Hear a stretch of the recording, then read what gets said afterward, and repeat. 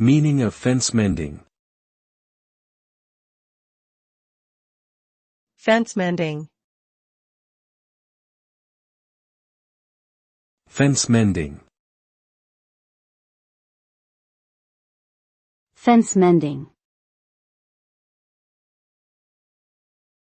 Fence-mending.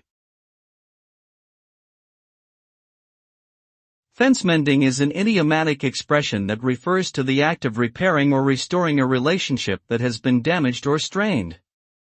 The term is often used in reference to interpersonal relationships, but can also be applied to diplomatic or political situations.